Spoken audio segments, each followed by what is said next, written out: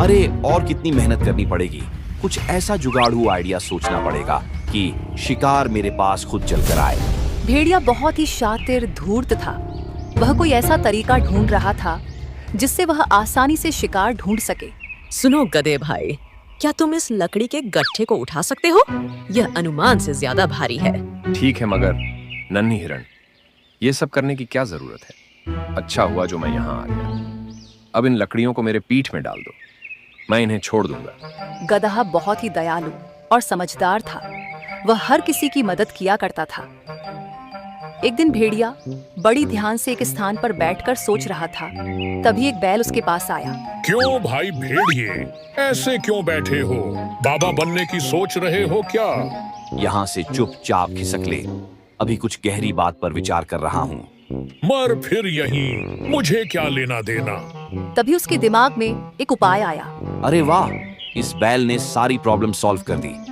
अब मैं कल से इस जंगल में बाबा बनकर आऊंगा। अगले दिन मैं अब शांति प्रिय भेड़िया बन चुका हूँ। इस संसार से मेरा मोह उठ गया है बालक। पहले मैं नादान था, बेवजह यहाँ वहां घूमता रहता था और किसी भी जानवर की हत्या करके उसे खा जाता था। अब मुझे दिव्य ज्ञान मिल चुका है। जाओ जंगल में ऐलान कर दो, ज्ञान बाबा इस जंगल में अपना आशीर्वाद देने आए हैं। हिरण भेड़िए की बातों में फंस चुका था। वह सभी जानवरों तक ये बात फैला देता है कि भेड़िया अब ज्ञानी बाबा बन चुका है। हिरण की बात सुनके सभी भेड़िए के पास पहुंचे। और मैंने सुना है कि तुम बाबा बन गए हो। बाबा तो कभी शिकार नहीं करते, ऐसे में तुम क्या खाओगे? मैंने कब कहा कि मैं शिकार करूंगा बालक? मुझे मांस की अब कोई आवश्यकता नहीं है, मैं तो फल खाया करूंगा। तुमने बाबा बनने की शिक्षा कहाँ से ली? मैंने ध्यान किया बालक। उस ध्यान में मुझे प्रभु ने आशीर्वाद दिया और कहा कि मैं इस जंगल का कल्याण करूं। तभी एक खरगोश वहां पहुंचा और बोला, बाबा जी, कोई चमत्कार कीजिए। मेरे बच्चे के पेट में बहुत दर्द हो रहा है, उसका इलाज कीजिए। तुम चिंता मत करो बालिके, मैं अभी एक मंत्र फूंकता हूँ और तुम्हारा बच्चा ठीक हो जाएगा। हिम क्लीं हूँ फट स्वाहा। अब जाओ देखो कि ठीक हुआ कि नहीं। खरगोश अपने बच्चे को चेक करके आता है। बाबा जी की जय हो। अद्भुत बाबा जी, मेरा बच्चा बिल्कुल ठीक है, उसका दर्द छू मंत्र हो गया है। अब सभी भेड़िए की चाल में फंस चुके थे। उन सभी को विश्वास हो चुका था कि भेड़िया बाबा बनकर चमत्कार करता है। अब भेड़िए की रोज सेवा होने लगी। तरह तरह के भोजन पकवान लाए जाने लगे। भेड़िए का दिन अच्छे से कटने लगा। मगर एक दिन रोज खाने के लिए मिलता तो जरूर है, मगर आखिर ठहरा मैं मांसाहारी जानवर, ये घास फूस कब तक खाऊंगा? वहीं दूसरी तरफ गदहा कुछ सोच रहा था। ये चमत्कार है या आंखों का धोखा? कुछ समझ नहीं आ रहा है। भला एक मांसाहारी जानवर बाबा बनकर शाकाहारी भोजन कर रहा है और सही रास्ते पर चलने राह बता रहा है। जरूर दाल में कुछ काला है।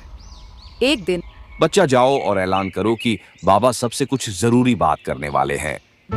भालू की बात सुन के सभी जानवर भेड़िया के पास पहुंचे। मेरी बात ध्यान से सुनो बच्चा। मैं जब ध्यान में था तभी मुझे एक सपना आया। इस जंगल में एक रहस्यमयी शैतान हमला करने वाला है। आप सभी चौकन्ना रहिए, मैं इसका निवारण ढूंढने की कोशिश करता हूँ। सभी जानवर सतर्क हो गए थे, मगर कोई न कोई जानवर एक हफ्ते बाद गायब होने लगे थे। इन सभी घटनाओं से गदहा कुछ सोचने लगा। भेड़िए के कहने के बाद से ही ये सभी घटनाएं घट रही हैं। क्या सच में उसने यह सब देखा है या फिर कहीं उसी की चाल तो नहीं है? आज रात को जंगल में पहरा देना होगा। रात की चांदनी अब धीरे धीरे गायब होने लगी थी। जंगल खामोशी के आगोश में समा चुका था। गधा एक पेड़ के पीछे दुबका हुआ था। तभी उसे किसी के आने की आवाज सुनाई दी। गौर से देखने के बाद उसे मालूम हुआ कि यह तो भेड़िया है। अच्छा जी, दिन में बाबा और रात में शैतान। पीछा करना पड़ेगा। आखिर ये करता क्या है? अरे खरगोश, यहाँ क्या कर रहे हो? तुम्हें मालूम नहीं क्या आसपास शैतान घूम रहा है? इस रात के अंधेरे में मैं अपना रास्ता भूल गया हूँ बाबा जी, क्या आप मेरी मदद कर सकते हैं? अरे मेरे साथ चलो, मैं तुम्हें रास्ता बताता हूँ, मोक्ष का। और भेड़िया उसे झाड़ियों में ले गया और उसका शिकार कर दिया। गधे ने सारी घटनाएं देख ली थी। अगले दिन बाबा जी, मेरे पति अभी तक घर नहीं पहुँचे। अपनी दिव्य शक्तियों का इस्तेमाल करके पता लगाएं कि वे कहाँ हैं। इसमें ध्यान लगाने की कोई जरूरत नहीं है। मैं बताता हूँ कि तुम्हारा पति कहाँ है। तुम्हारे कहने का मतलब क्या मतलब है? ये जो बाबा बना फिरता है, यही असली शैतान है। यही जानवरों का शिकार करता है और सभी जानवरों को झूठ बोलता है। तुम्हारे पति का शिकार भी इसी ने किया है। तुम ये क्या कह रहे हो? तुम्हें मालूम नहीं है क्या? बाबा जी सिद्ध ज्ञानी हैं। मैं सच कह रहा हूँ, इसे खरगोश का शिकार करते मैंने अपनी आंखों से देखा है। अपनी ये बकवास बंद करो। बाबा जी ने अपनी सिद्ध से चुटकी में खरगोश के बच्चे का इलाज किया है और तुम कहते हो ये ढोंगी है। सारे जानवर गधे की बात पर जरा सा भी विश्वास नहीं कर रहे थे। गधे को भी समझ आ गया कि ऐसे में उसकी दाल नहीं गलने वाली। उसने तुरंत एक तरकीब निकाली।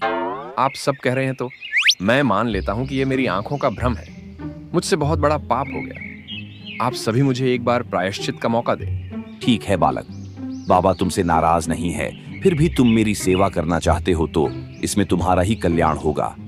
बाबा, आज आप मेरे यहाँ भोजन करेंगे। मैं समझूंगा कि मेरे पाप थोड़े कम हो गए हैं। ठीक है बालक, हम भोजन करने आएंगे। स्वादिष्ट पकवान तैयार करके रखना।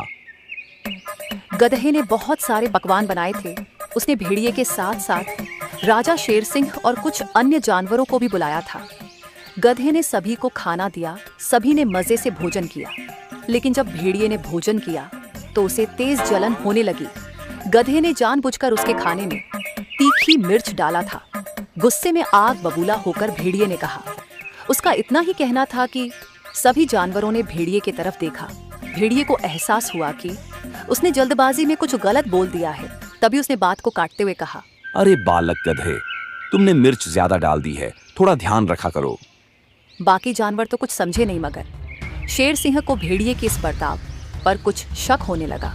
सभी ने खाना खाया और चले गए। सबके जाने के बाद गधे के पास शेर आया और उनके बीच कुछ बातचीत हुई। अगले दिन ये गधा अपने आप को बहुत होशियार समझता है। उसे मेरी किसी भी बात पर विश्वास नहीं होता। उसे रास्ते से हटाना ही होगा, वरना वो मेरा खेल बिगाड़ देगा। एक दिन भेड़िए ने गधे को हिरण से बात करते सुना। क्या हुआ हिरण भाई, परेशान नजर आ रहे हो? गधे भाई, मेरे इलाके की घास सूख चुकी है। मुझे नए चारे की आवश्यकता है। बस इतनी सी बात। पहाड़ी के दूसरी तरफ एक जगह है, वहां हरी हरी घास उगी है। वहां जाओ।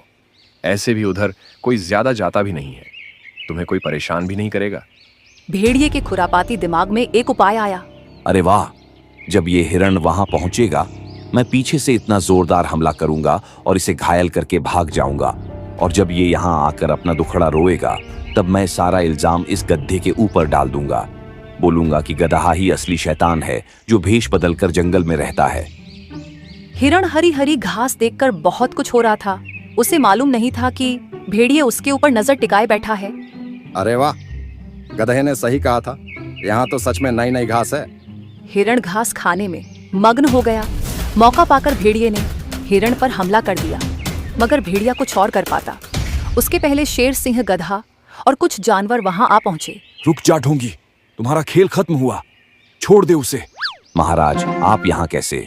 आप जो समझ रहे हैं वह सब गलत है। मैं तो बस हिरण की सुरक्षा के लिए यहाँ मौजूद हूँ। अच्छा, उसकी सुरक्षा के लिए या उसे अपना निवाला बनाने के लिए? अच्छा, तुम सबको मेरे खिलाफ भड़का रहे हो गधे, ताकि तुम मेरी जगह ले सको। अरे चुप हो जा ढोंगी। और कितने झूठ बोलेगा। मीठी मीठी बातें कर सभी जानवरों को भ्रम में रखा और सबका शिकार करता रहा और इल्जाम उस शैतान पर डालता रहा जो दिखाई भी नहीं देता। भेड़िया बुरी तरह घबरा गया था। उसकी पोल खुलते देखकर उसने गिड़गिड़ाते हुए कहा, महाराज, मुझे माफ करे। तुम्हारी माफी नहीं सजा होगी। वो तो अच्छा हुआ कि गधे ने खाने पर बुलाया और तीखी मिर्च तुम्हारे खाने में डालकर तुम्हारा मुंह खुलवाने की कोशिश की। उसी समय मुझे तुम पर शक हुआ और मैंने गधे और हिरण के साथ मिलकर ये योजना बनाई। सैनिकों, इस भेड़िए को काल कोठरी में डाल दो। रुकिए महाराज, मुझे एक बात जाननी है कि इसने खरगोश के बच्चे का इलाज बैठ बैठे कैसे किया? मैंने खरगोश के बच्चे को एक जड़ी बूटी खिलाई थी, जिससे पेट में गैस बनती है और थोड़ी देर तक दर्द होता है, मगर बाद में दर्द अपने आप कम हो जाता है। खरगोश जब आई तब दर्द था और जब तक वह दोबारा चेक करने पहुंची तब तक दर्द कम हो चुका था।